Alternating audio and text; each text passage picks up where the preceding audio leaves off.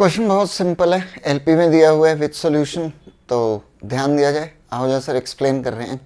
Question is show that focal length of a spherical mirror is half the radius of curvature. बहुत common सी property है, हम बार बार use करते हैं। Prove करना है focal length of any spherical mirror is half the radius of curvature.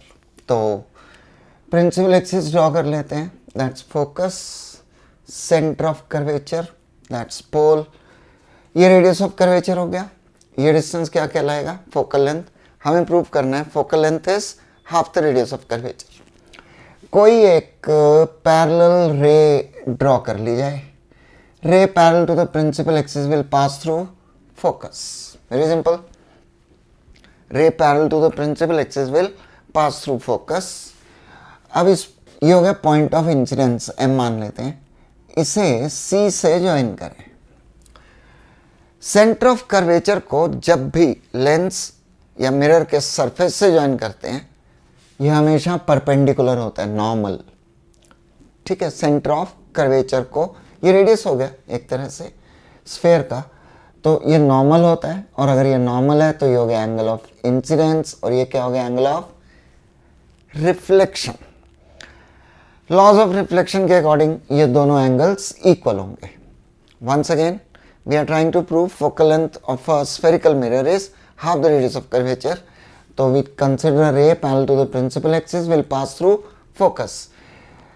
इस point को C से ज्वाइन किया जाए, पॉइंट ऑफ इंसिडेंस। ये हमेशा नॉर्मल होगा। मिरर को जब कहीं भी सेंटर ऑफ कर्वेचर से ज्वाइन कर दें, इसको इधर ज्वाइन कर दो तो ये भी क्या होगा? नॉर्मल होगा। क्लियर? किधर भी ज्वाइन कर दो तो this will always be perpendicular. तो अगर ये नॉर्मल है, ये इंसिडेंट रे है, तो angle between normal and incident ray, angle of incidence, angle which reflected ray makes with the normal, angle of reflection, और ये दोनों इक्वल होते हैं। क्लियर है यहाँ तक? ये एंगल इसके भी इक्वल होगा, ऑल्टरनेट एंगल। इसका मतलब ये दोनों एंगल्स इक्वल हो गए, तो ये आइसोसेलेस ट्रायंगल हो गई। आइसोसेलेस ट्रायंगल में सी एफ और एफ एम इक्वल हो गए। ठीक है, आखिरी के स्टेप्स फिर से। ये एंगल दोनों इक्वल हैं, ये एंगल इसके इक्वल है, ऑल्टरनेट एंगल। इसका मतलब ये दोनों इक्वल हो गए, तो ये आइसोसेलेस ट्रायंगल हो गई जिसमें सी एफ और एफ एम इक्वल होंगे।